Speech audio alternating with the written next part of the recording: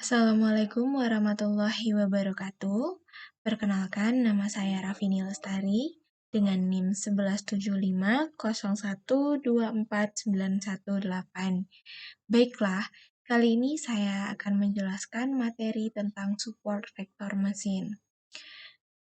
Saya menjelaskan materi support vektor mesin ini sebagai syarat ujian akhir semester pada mata kuliah Machine Learning. Baiklah, pertama-tama di sini saya akan menjelaskan mengenai apa itu support vektor mesin. Support vektor mesin atau yang biasa disingkat dengan SVM merupakan salah satu metode dalam supervised learning yang biasanya digunakan untuk klasifikasi seperti support vector classification dan regresi atau supervector regression. Dalam pemodelan klasifikasi, SVM memiliki konsep yang lebih matang dan lebih jelas secara matematis dibandingkan dengan teknik-teknik klasifikasi lainnya.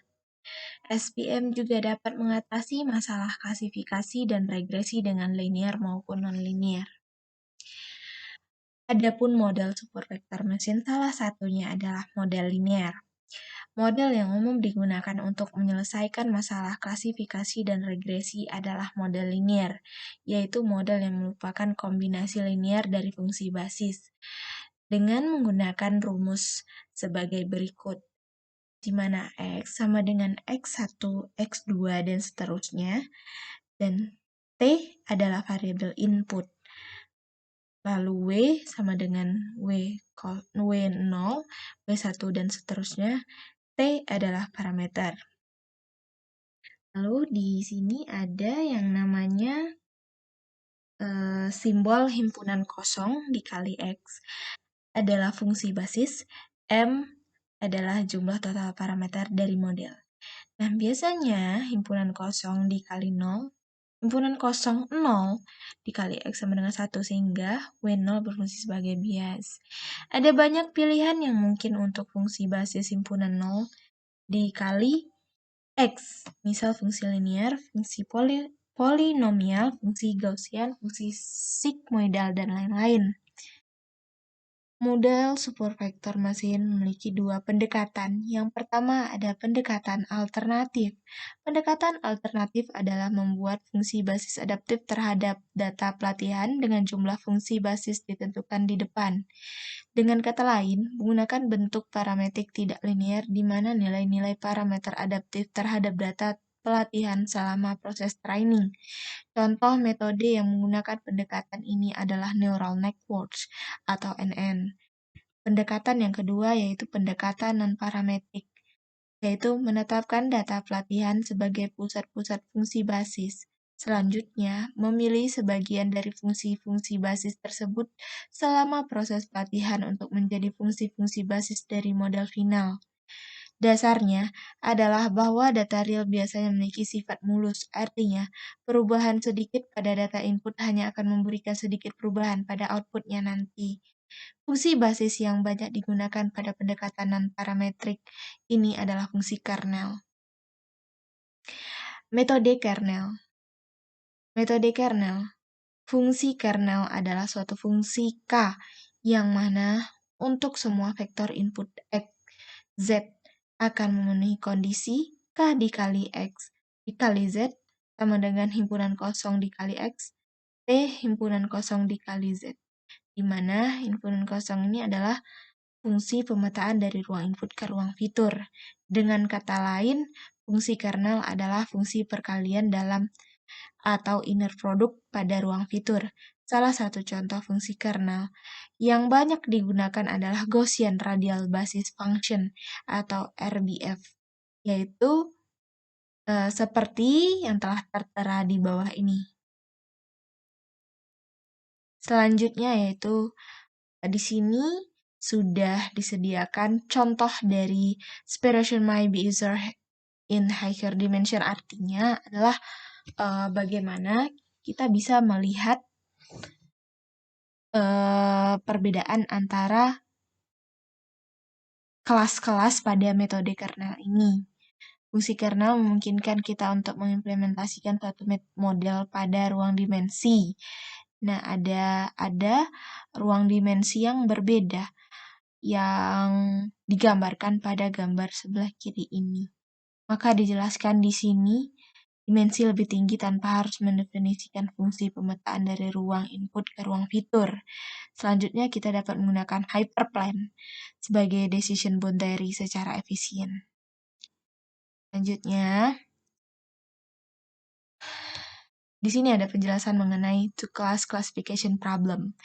Diberikan data pembelajaran xn, tn, n sama dengan 1 sampai dengan n, yang diklasifikasikan dalam dua kelas, yaitu kelas R1 dikali Tn sama dengan tambah 1, dan kelas R2 Tn sama dengan minus 1.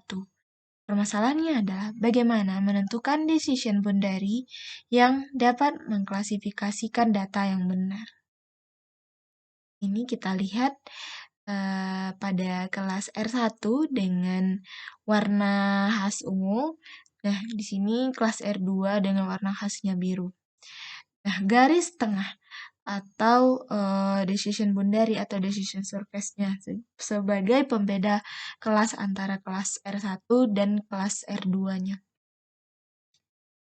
Hyperplane. Di sini kita akan mempelajari sedikit tentang apa itu hyperplane dalam support vector machine. Hyperplane, bentuk model linear yang paling sederhana untuk decision boundary, adalah sebagai berikut dengan rumus Y kali X sama dengan WT besar X ditambah W0, di mana X adalah vektor inputnya, W adalah vektor bobot, dan W0 adalah biasnya. Sehingga decision boundary adalah Y dikali X sama dengan 0, yaitu suatu hyperplane berdimensi D dikurang 1. Suatu vektor input X akan diklasifikasikan ke kelas 1 atau R1 jika Y dikali X lebih besar sama dengan 0, dan kelas 2 atau R2 jika Y dikali X lebih kecil daripada 0. Adapun di sini saya akan menjelaskan tentang maksimum margin. Untuk menentukan decision boundary atau DB, yaitu suatu model linear atau hyperplane Y dikali X dengan parameter W dan B, SVM menggunakan konsep margin yang didefinisikan sebagai jarak terdekat antara decision boundary dengan sembarang data training. Dengan memaksimumkan margin, maka akan didapat suatu decision boundary tertentu. Maksudnya di sini adalah untuk menentukan decision boundary atau DB atau suatu model linear atau hyperplane dengan rumus Y dikali X dengan parameter W dan B, SPM menggunakan konsep margin. Nah, margin di sini adalah pembeda jarak antara garis hyperplane dengan margin yang garis biru.